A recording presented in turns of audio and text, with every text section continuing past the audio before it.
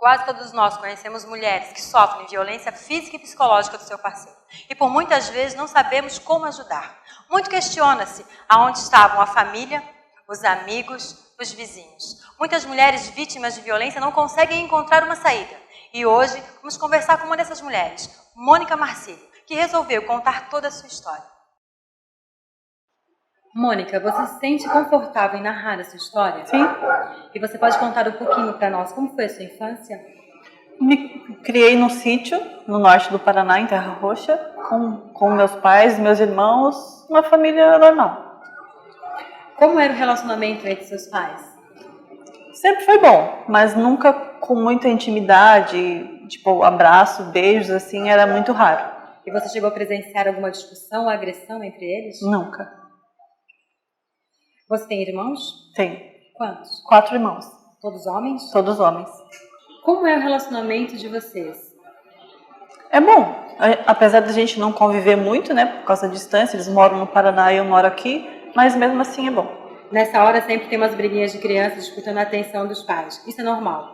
Teve alguma briga entre você e seus irmãos? Que eu me lembro, não. Você era casada, certo? Sim. Você pode contar um pouquinho como era o relacionamento de vocês? No início era tranquilo, a parte do namoro foi boa e tinha uma certa pressão dele pra gente morar juntos, né? Uhum. E como vocês se conheceram? Numa lanchonete na nossa cidade. Qual foi o tempo de lapso unificando namoro, noivado e casamento? Não teve tempo, a gente namorou pouco e já foi morar junto. Durante o namoro, Mônica, ele era agressivo? Ele era compreensivo com você? No namoro ele era atencioso, bastante compreensivo, não demonstrava. Me responde, quanto tempo vocês ficaram casados? 6 anos. 6 anos. Vocês geraram filhos? Sim, 2 filhas. 2 meninas.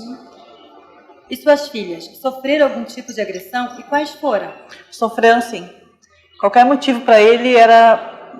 Ele batia nas meninas, né? Principalmente a mais nova.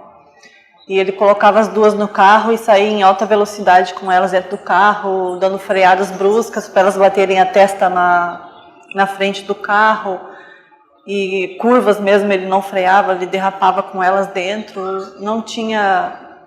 Ele não mostrava nenhum sentimento de dó, de carinho? Tinha, tudo ao mesmo tempo, sabe? Tudo ao mesmo tempo. Mônica, você me relatou que ele não era agressivo quando você já morava.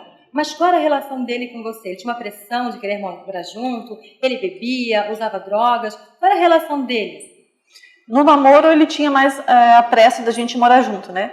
Mas a bebida e a droga ele sempre foi de usar. E quando ele usava essas drogas? Quando ele bebia? Ele era agressivo com você? Também. E quais eram essas agressões? No início foram xingamentos, ciúmes de ex, né? E depois foi crescendo com puxões de cabelo, ameaças, muitas ameaças. E com o tempo foi com a violência física mesmo. Mônica, quem era Roberto Carlos Bruschi? Era um homem normal, né? E aparentemente uma pessoa boa para a sociedade. Para mim também, né? Porque quando a gente iniciou o namoro, eu era uma pessoa muito boa. A minha família gostava dele também. Trabalhava e gostava muito de caçar. E na rua, os relatos depois que eu comecei a conviver com ele, eu soube que ele agredia as pessoas na rua, em bares. Ele tinha um histórico já de violência na rua. Me responde, Mônica, quais foram os primeiros sinais de agressões? Foi com ex, por causa de ex, de objetos que eu tinha de ex em casa, por exemplo, um CD, esse tipo de coisa. Ele queria ser seu dono? É, exatamente. Você lembra qual foi a primeira agressão? Lembro sim, com um CD de um ex-namorado que eu tinha, que ele quebrou o CD na minha frente e puxou os meus cabelos. E como você se sentiu? Olha, eu fiquei triste, né? Um pouco de medo, na verdade, porque eu nunca tinha passado por aquilo, né? Uhum. E agi normalmente no dia seguinte, porque ele agiu dessa mesma forma no dia seguinte. Então a sua reação foi como se nada tivesse acontecido. É. Mônica, eu sei que é um pouquinho complicado, né? Mas eu gostaria que você relatasse um pouquinho como eram feitas essas agressões. Então, dependia do que era o que ele achava de errado no dia. Ou era bagunça dentro de casa, ou era um bife mal passado, ou era um pedaço de carne menor que ficou para ele na frigideira, esse tipo de coisa. Já iniciava uma briga, uma discussão ou coisas piores. E você procurou ajuda? Nunca procurei ajuda. Nunca denunciou nenhuma agressão? Nunca denunciei nenhuma agressão. Por que você nunca denunciou? Por causa dos meus filhos e da minha família. Esse era o seu medo? Esse era o meu medo. O único medo que eu tinha. Além da violência moral, física, existia sexual? Não existia. Você consegue lembrar o dia do crime? Sim. Você pode relatar um pouquinho para nós? Posso. Então, era um chá de bebê da minha cunhada. Passamos o dia todo bebendo, né? Tinha várias pessoas e conforme a tarde ia passando o pessoal ia embora. E ficou só os amigos próximos da gente, que eram amigo deles, né? E que ficou amigos da gente também. E tinha uma homossexual no grupo, né? E que quis dançar comigo. Até eu fui dançar com ela numa música sertaneja, né? E ele também, inclusive, dançou com ela. Sim. Então eu achei que não tinha problema, sabe? Porque era amiga dele, né? Não era minha amiga. Ficou próximo de mim exatamente por causa dele. E ele tinha sentimento de posse por você? Tinha sentimento de posse. E daí todo mundo foi se recolher e ficou só a gente dançando, sabe? Meu irmão foi dormir, minha mãe foi dormir, todo mundo se recolheu, né? E o pessoal foi embora, esses últimos amigos que estavam ali foram embora, e a gente fechou as portas de casa e ele queria comer antes de se deitar. E eu fui, esquentei a comida para ele, né? Fiz uma madeira da minha filha e dei na mão dele, como eu sempre fazia, esquentava a comida para ele e sempre dava e entregava na mão dele, né?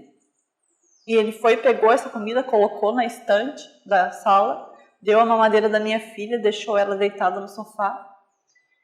E quando eu olho para ele, ele só ergueu a camisa dele, né, mostrando que estava com a arma na cintura. E nisso ele já... Essa é uma parte que sempre tem, né? Ele me arrastou já pelos cabelos no mar, né, que a gente tinha assim na sala, né? E fechou a porta e deixou minha filha mamando na sala. E ali ele começou a me agredir, falando que eu estava interessada naquela moça, né? Que eu iria trocar ele por ela, e, né? Só que eu disse pra ele que não, que eu jamais ia fazer isso, né? E pra ele não importava. Se ele colocasse uma coisa na cabeça, era aquilo e pronto, entende? E ali ele começou a me espancar. E coronhadas na cabeça, e colocava a arma dentro da boca, engatilhada. E eu não disse eu não gemia, eu não chorava, eu não pedi mais pra ele parar, sabe? Porque eu sabia que não ia mais fazer diferença nenhuma, né? Então eu decidi deixar ele fazer o que ele quisesse pra ver o que ia acontecer. E ali eu já cheguei a urinar na roupa e meio que me enfraquecer as pernas, assim, fui pro chão, né? De toda a pancada que eu tava recebendo. E ele foi na cozinha, pegou um balde de água e jogou na minha cabeça. E dali mesmo me arrastou pro quarto, que era bem próximo, né? E me deitou na cama, me enrolou numas cobertas que a gente tinha no quarto, né?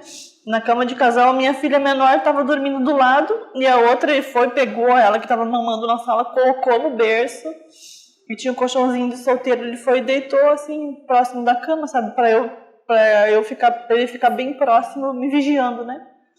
E falou que mais tarde a gente continuava. Aí eu, daquele jeito na cama, né? E eu fui, esperei um momento e ele começou a roncar, né? Que ele tinha passado o dia todo bebendo e passou a noite trabalhando também. E eu fui pegar essa arma. Quando eu estou abaixada pegando a arma que estava próxima ao travesseiro, ele acordou. E do jeito que eu estava com a arma, eu disparei nele, com ele deitado mesmo, sabe? E atirei e fui saindo descosta e ele atrás de mim. E ele não ficou no lugar, né? Veio vindo atrás de mim e eu pulei aquela varanda que era, eu acho que dava uns 2 metros assim, sabe? Eu dei só aquele salto, daí ali já embolei no chão, a arma que estava na minha mão também já caiu e eu sumi no meio do mato, porque a gente morava numa chácara bem grande, né? E ali eu não vi mais nada. Você chegou a ligar para alguém, pedir socorro? Daí eu atravessei todo aquele mato, do jeito que eu estava mesmo, ensanguentada, mijada, sem calçado, nada. De madrugada já. Fui até um orelhão, liguei para meu irmão que morava em Curitiba, pedi para ele me buscar. Mas ele demorou horas e horas e horas, e eu lá no meio do mato até ele aparecer. O que você sentiu nesse momento? Nossa, meu Deus, essa era a pior dúvida da minha vida, porque eu não sabia se ele tinha de fato morrido ou não, né? Porque eu vi ele andando atrás de mim e não sabia o que podia estar acontecendo naquele momento na minha casa, com meus filhos, eu não sabia. Até o meu irmão chegar, porque ele já tinha entrado em contato com o pessoal lá de casa. Daí ele falou que ele tinha morrido mesmo, pedindo ajuda na casa do meu outro irmão, assim, uns metros, que as casas eram muito próximas, né? Daí era amanhecendo o dia que eu fui ter notícias mesmo que ele tinha morrido. Com que objetos ele te feriu? O que ele visse pela frente. Mas o preferido dele mesmo era um facão que ele tinha debaixo do banco do carro. E ele usava outros materiais sem ser o facão? A única vez que eu falei pra ele que eu queria me separar, ele me perfurava com uma chave de fenda. Na barriga, nas costas, ele nunca batia no rosto, só em locais que a família não fez. Você nunca chegou a contar para sua mãe, para um irmão? Não, eles viam que ele era bem ruim, sabe? Mas eu sempre falava que já ia passar e que já melhorava a situação. E qual foi o teu sentimento quando você soube que ele estava morto? Nossa, foi um alívio mesmo. O fim acabou. Acabou. Chegou o fim. Chegou ao fim, mas eu tive outra trajetória, né? Que ali começou, porque... Ali começou o terror. Outro terror, né? Outro terror. Mônica, você consegue me dizer quantos anos de reclusão? Foram todos. Não teve nenhuma que eu posso te dizer assim que... Hoje ainda, você sente a dor, o peso? Sim, porque as minhas filhas, né, que não tem uma presença masculina, eu que não confio mais nos homens, né, eu já disse, o relacionamento já não começa, demonstra qualquer início assim que vai já começa um taquicardia, eu não consigo mais. Mônica, você tem atendimento psicológico? Eu já tive já. Eu tive. E você chegou a ser presa por esse crime? Não cheguei a ser presa. Me apresentei em 48 horas, né, com meu advogado. Só que eu respondi processo vários anos, né, esperando o julgamento. E esse julgamento saiu? Não precisou. Graças a Deus não precisou. Fui absolvida na última audiência. Você se arrepende em algum momento? Não. Se você pudesse voltar nas agressões, o que você faria? Não deixaria a segunda vez acontecer. Você teria o denunciado? Não digo que eu teria denunciado, mas eu jamais teria permitido que acontecesse a segunda vez. Quem é a Mônica antes do crime e quem é a Mônica hoje? A Mônica antes do crime era uma mãe super boa, uma esposa dedicada, né? Muito dedicada, na verdade. E depois do crime eu fiquei uma fera. Com as filhas, com qualquer pessoa que se aproxima. Né? Não baixa a guarda mais.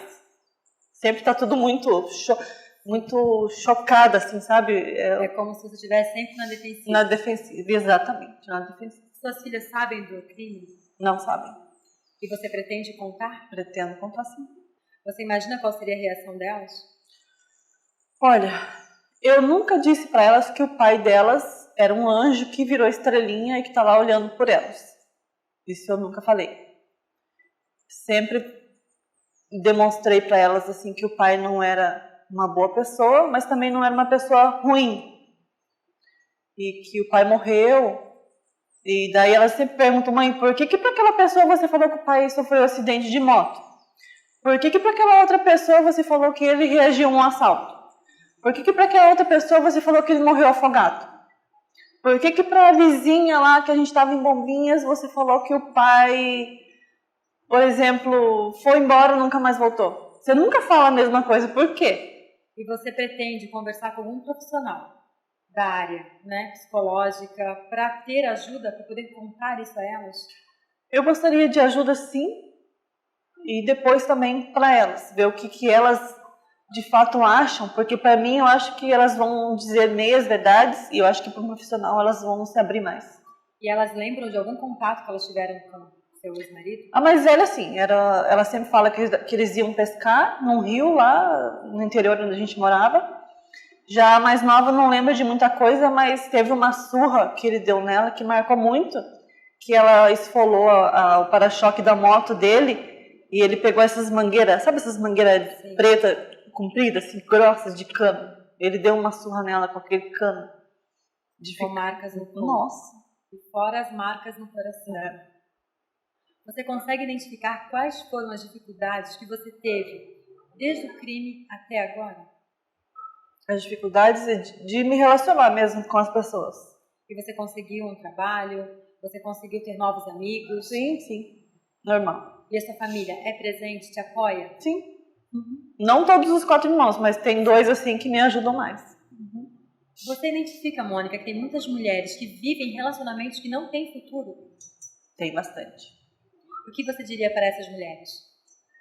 Posso dizer mesmo? Pode. Então, querem se relacionar? Se relacionem, mas prestem atenção no início. No início é muito importante. Relação tóxica. Se você já tem filhos de um outro casamento, preste atenção também, porque ele vai moldar a sua casa. Mônica, eu quero te agradecer e dizer para você que o Delas está com você em todos os momentos. O que você precisar, conte com a gente. Muito obrigada, viu? Me fez muito bem contar um pouco da minha história e espero poder ajudar outras mulheres nessa situação. Que a voz de uma mulher como nós seja o eco para ajudar outras mulheres. E eu quero agradecer o Hostel House 84 pelo carinho ter cedido espaço para a nossa gravação. Essa foi uma entrevista do Delas para a coluna no portal Cidade no Ar.